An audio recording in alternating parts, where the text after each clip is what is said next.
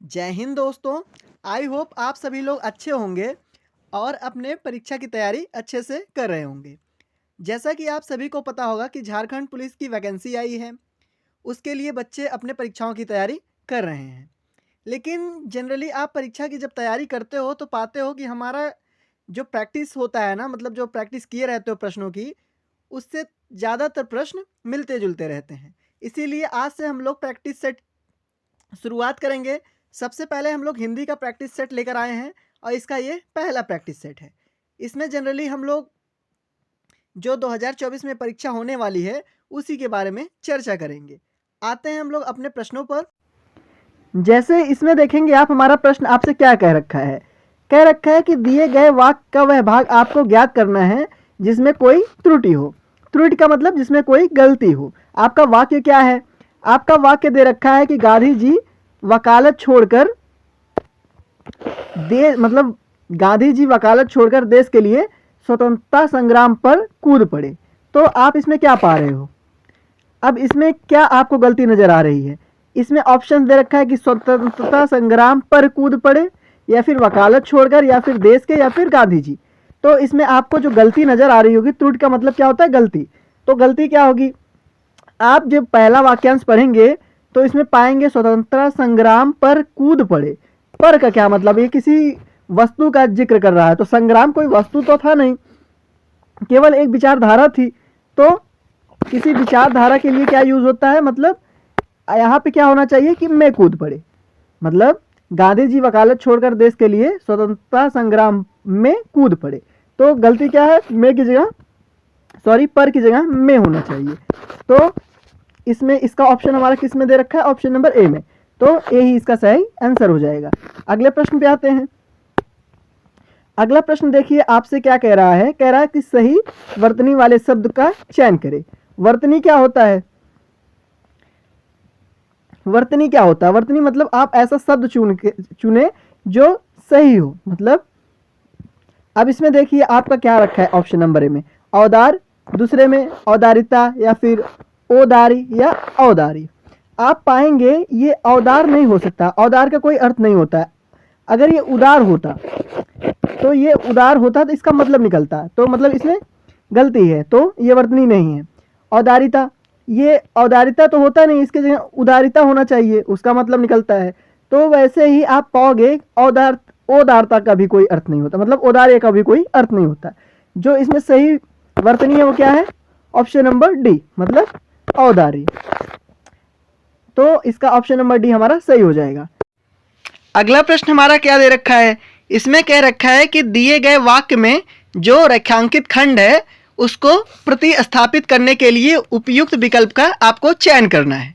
इस तरह के प्रश्न में आप उस रेखांकित खंड को अच्छे से पढ़ेंगे तो उसके जगह क्या हो सकता है। जैसे इसमें कैसे भी हो सकता है, किसी का विलोम कर सकता है, अनाकार्थिक शब्द से पूछ सकता है, या फिर पर्यायवाची कर सकता है। तो इस तरीके से इसमें परिवर्तन करेगा। इसमें देखने पड़ते हैं हमारे विद्यालय में एक वर्ष में क्या है, में एक बार होने वाले समारोह की तैयारी हो रही है। देखिए एक बार होने वाले समारोह मतलब एक बार होने वाले के अर्थ पे हम लोग इसमें से क्या कह सकते हैं? त्रैमासिक हो सकता है, त्रयोदशी हो सकता है, वार्षिक हो सकता है, अर्धवार्षिक। त्रैमासिक नहीं होगा क्योंकि ये 3 महीने का गठन होता है, मतलब 3 महीने को क्या बोलते हैं? त्रैमासिक। अर्धवार्षिक किसको कहते हैं? 6 महीने का। तो ये दोनों तो कैंसिल हो गए। आप जानते होंगे कि एक साल में होने वाले को हम लोग वार्षिक कहते हैं। तो इसमें हमारा सही ऑप्शन क्या हो जाएगा? ऑप्शन नंबर सी हमारा करेक्ट आंसर हो जाएगा। आते हैं अगले प्रश्न पर। अगला प्रश्न दे रखा है हमारा, जिसे छोड़ा ना जा सके, मतलब जिसको छोड़ा ना जा सके उसको हम लोग क्या कहते हैं? उसके स्थान पे कौन सा शब्द प्रयुक्त कर सकते हैं? जो छोड़ा ना जा सके उसको हम लोग क्या कहते हैं? आप अगर अनेकार्थी शब्द पढ़े होंगे तो पता होगा कि अपरिहार्य का अर्थ होता है जिसको छोड़ा ना जा सके। तो इसमें हमारा correct option option number C होगा। अगले प्रश्न पे आते हैं। अगला प्रश्न मुहावरे से रिलेटेड है। इसमें पूछ रखा है आंखें फेर लेना का मुहावरा का अर्थ क्या होता है? आप अगर मुहावरे अच्छे से पढ़े होंगे तो आपको पता होगा कि आंखें फेर लेना का जो अर्थ होता है वो पहले जैसा व्यवहार ना करना, मतलब ऑप्शन नंबर बी सही आंसर है। अगले प्रश्न पे आते हैं। अगला प्रश्न दे रखा है कि दिए गए वाक्य में रेखांकित खंड को प्रतिस्थापित करने के लिए उपयुक्त विकल्प का चयन करें।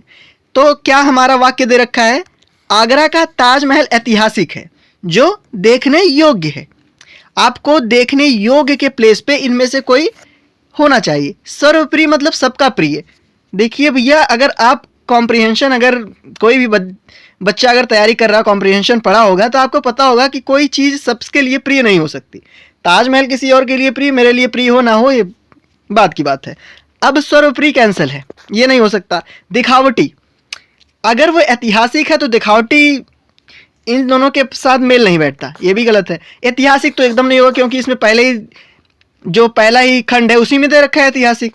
तो आपका क्या बचा, दर्शनीय, और ए इसका करेक्ट आंसर होगा। आपका क्या वाक्यांश हो जाएगा कि आगरा का ताजमहल ऐतिहासिक है जो दर्शनीय है। तो ऑप्शन नंबर डी इसका करेक्ट आंसर हो जाएगा। आई होप आपको समझ में आ रहा होगा। अगले प्रश्न पे आते हैं। अगला प्रश्न विलोम से पूछा है। इसमें कह रहा है विधि का विलोम शब्द क्या है। आसान प्रश्न है।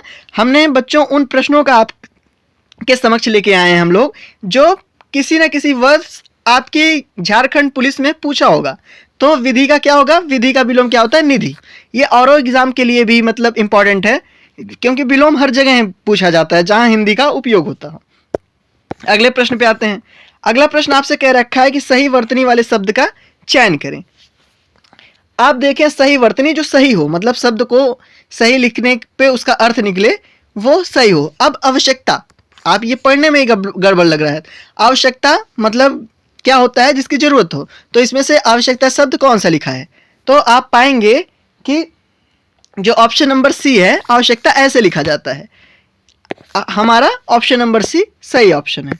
अगले प्रश्न पे आते हैं। अगला प्रश्न कह रखा है कि दिए गए विकल्पों में से कल पढ़ना मुहावरे का अर्थ ज्ञात कीजिए। इसमें एक मुहावरा है जिसका मतलब है कल पढ़ना। तो कल पढ़ना का अर्थ क्या होता है, मतलब उस मुहावरे का अर्थ क्या होता है। तो आप जानते होंगे कि कल पढ़ना का मतलब चैन मिलना होता है। तो option number C is correct answer. अगले प्रश्न पे आते हैं। अगला प्रश्न कह रखा है कि रिक्त स्थान को भरने के लिए उपयुक्त शब्द का चयन करें। जो अपराध करता है वो क्या कहलाता है, ये पूछा है, लेकिन इसमें आप देखेंगे कि अपराधी तो कहीं है नहीं, तो इसलिए नहीं। तो उसका मतलब इसमें से आपको दिए गए ऑप्शंस में से लेना है। जो अपराध करता है उसको समझदार तो कहेंगे नहीं, ऑप्शन नंबर गलत है ए। बी देखें, बुद्धिमान भी नहीं कहेंगे, गलत है। होशियार भी नहीं करेंगे, क्योंकि अपराध करना होशियारी नहीं है, वो दंडनीय है। तो ऑप्शन नंबर सी इसका करेक्ट हो जाएगा। अगले प्रश्न पे आते हैं। अगला प्रश्न कह रखा है कि दिए गए वाक्य का वह भाग आपको ज्ञात करना है जिसमें कोई त्रुटि ना हो। मतलब त्रुटि ना होने का अर्थ है कि कोई उसमें गलती ना हो। जैसे आपका क्या दे रखा है, घटना के समय वह सोने में जाने वाली थी किंतु ना जा सकी। अब देखिए आप, घटना के समय मतलब जब कोई घटना हुई होगी तो उस समय वह सोने जाने वाली थी लेकिन किंतु ना जा सकी। ठीक, अब इसमें ऋतु किस में है, जाने वाली में त्रुटि, या सोने में है, या किंतु ना जा सकी, या घटना में है। आप ध्यान से जब पढ़ोगे इसको, मतलब पूरे वाक्य को, तो पाओगे वह सोने में नहीं होगा। आप समझ रहे होंगे ना, इसी में गलती है, वह सोने में, ये वाक्य गलत है। तो घटना के समय वह सोने के लिए जाने वाली थी, मतलब के, इसमें में ही गलती है। तो ऑप्शन नंबर बी हमारा रॉन्ग हो जाएगा। तो हमारा option number B is correct answer है। अगले प्रश्न पे आते हैं। अगला प्रश्न आपसे विलोम से है। इसमें पूछ रखा है संपत्ति का विलोम क्या होगा। आप सभी को पता होगा संपत्ति का विलोम विपत्ति होता है। तो option number D is correct answer. अगले प्रश्न पे आते हैं। अगला प्रश्न क्या कह रहा है कि रिक्त स्थान को भरने के लिए उपयुक्त शब्द का हमें चयन करना है। हमारा जो वो दे रखा है वाक्य, वो क्या है, उसने परीक्षा दी किंतु उसे नहीं मिली। तो परीक्षा देने पे क्या मिलती है, तारीख। भाई कोर्ट कचहरी का मामला तो है नहीं, तारीख तो मिलेगी नहीं, ये गलत है। प्रतिभा, ये भी नहीं मिलेगा। मतलब अगर वो परीक्षा दे रखा है तो उसे सफलता मिलेगी। ऑप्शन नंबर सी इसका करेक्ट आंसर होगा। अगले प्रश्न पे आते हैं। अगला प्रश्न कह रखा है कि दिए गए वाक्य में रेखांकित खंड को प्रतिस्थापित करने के लिए उपयुक्त विकल्प का चयन करें। हमारा जो एक वाक्य दे रखा है, राम और श्याम दोनों साथ काम करने वाले हैं। तो दोनों साथ करने वाले हैं, इसमें हम लोग को प्रतिस्थापित, मतलब इसका जो इसके मतलब इसके स्थान पे इसमें से क्या प्रयोग हो सकता है। ऑप्शन दे रखा है सहपाठी, सहकर्मी, दूरदर्शी, दुराचारी। देखो अगर पढ़ने की बात होती है, इसमें काम की बात कर रखा है, तो ऑप्शन नंबर ए गलत है। दूरदर्शी कौन होता है? जो आगे की देखता है, मतलब दूर की देखता है, तो दूरदर्शी भी नहीं होगा। दुराचारी, साथ दोनों दुराचार। अब स्वभाव, सीधी सी बात है, आप पेपर दे रहे हो किसी पुलिस का, तो उसमें अगर आपसे बुराइयों की चर्चा करे तो सीधा ऑप्शन गलत मान लेना। ये मेरा दावा है कि वो गलत ही रहेगा। तो दो सहकर्मी, अब इसमें काम की चर्चा किया है, तो काम कौन करता है? कर्म करने वाले, जो कर्म करते हैं। इसमें आपको देख ले, सहकर्मी को देखोगे तो इसमें कर्म छुपा हुआ है, तो ऑप्शन नंबर हमारा बी करेक्ट आंसर हो जाएगा। अगले प्रश्न पे आते हैं। अगला प्रश्न कह रखा है कि दूर की सोच रखने, मतलब जो दूर की सोचने वाला होता है, उसके जगह एक शब्द कौन सा प्रयुक्त हो सकता है? तो दूर की सोच रखने वाला कौन होता है? दूरदर्शी। अभी हमने थोड़ी देर पहले आपको बताया, जो दूर की सोचता है उसको दूरदर्शी करते हैं, तो option number A correct answer होगा। अगले प्रश्न पे आते हैं। आपका इसमें से पूछ रखा है कि गंगा का पर्यायवाची क्या है? तो गंगा का पर्यायवाची क्या है? गंगा का पर्यायवाची इसमें से जो कालिंदी है ये नहीं है, क्योंकि ये किसका पर्यायवाची होता है? यमुना का। सरिता नदी का पर्यायवाची होता है, तो मंदाकिनी बचा, ये मंदाकिनी जो है ये गंगा का पर्यायवाची होता है। ऑप्शन नंबर हमारा जो है इसका सी करेक्ट, मतलब डी करेक्ट हो जाएगा। अगले प्रश्न पे आते हैं। अगला प्रश्न कह रखा है कि सखा का पर्यायवाची शब्द।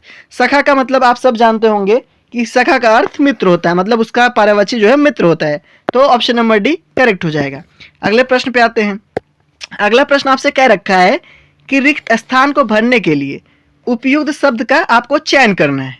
तो आपका वाक्य क्या है और उसमें रिक्त स्थान क्या है?